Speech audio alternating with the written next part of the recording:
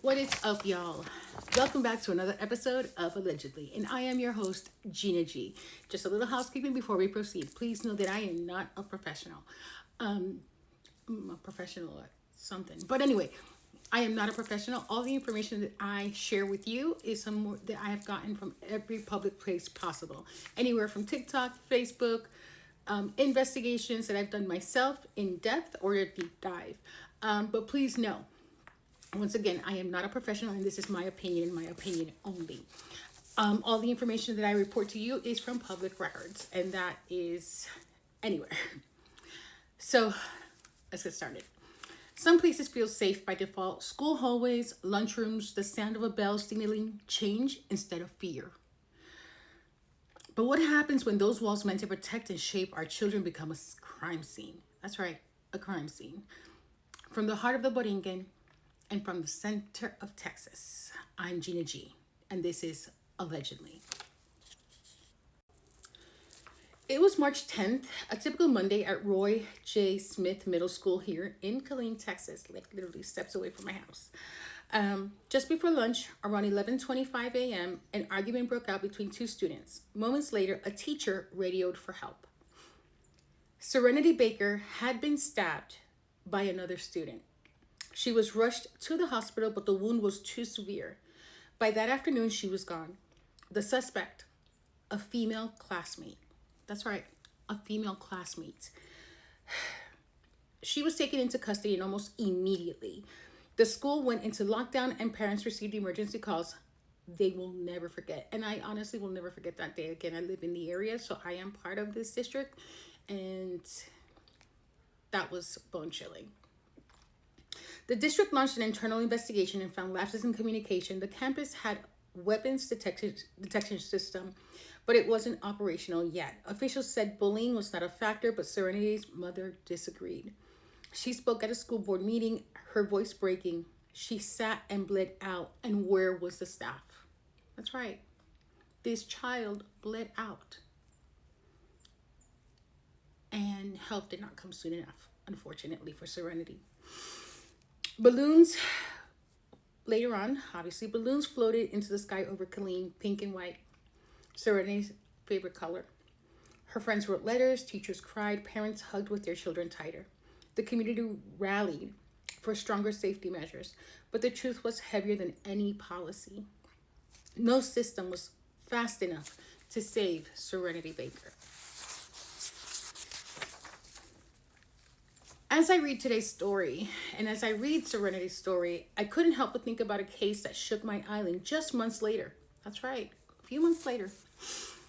And this story is about Gabriela Nicole Prats Rosario, 16 years old from Ay Bonito, Puerto Rico, and on August 11th, she was stabbed to death. But this time, the violence came from her own family.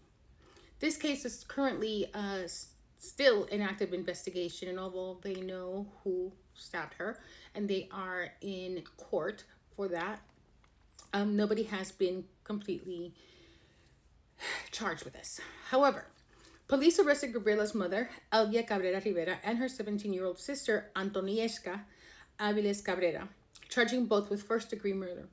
Authorities said the attack was intentional and premeditated.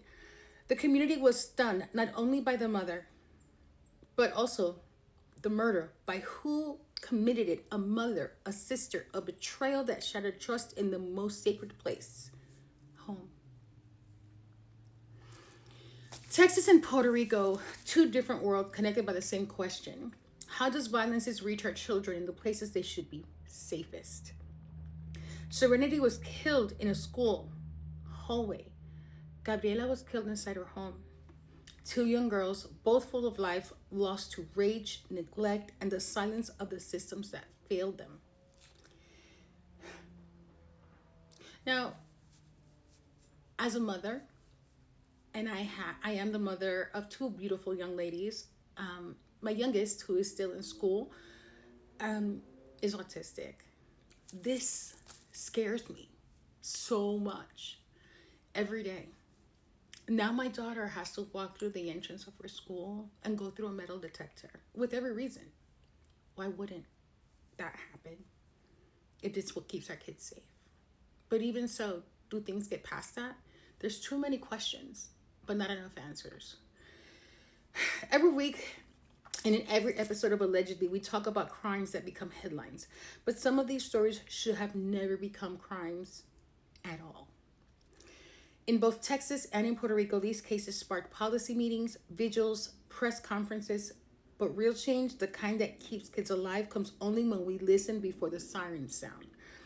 We can't stop building memorials for children. We can't keep building these memorials for children and calling that justice. We can't. What's the point? How are we keeping our kids safe?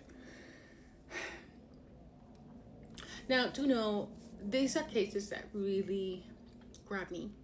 They do, because I identify with either the mother, the child, or what have you. And even though I am such a true crime aficionado, it doesn't ever stop shocking me, right? It just doesn't. Like, what are we gonna do? How do we keep our kids safe? What, do we keep them at home? Do we keep it home? Do we go back to the times of COVID when our kids had to stay home and learn from a computer laptop? What do we do? But the worst part is when this happens within your own home. And these are cases that we hear from, but what about the ones that we don't hear about? What about those? But that continue to happen. Thank you for listening to Allegedly. If this story moved you, share it, talk about it, demand accountability. Next episode, we will explore another case where truth and justice collide in unexpected ways.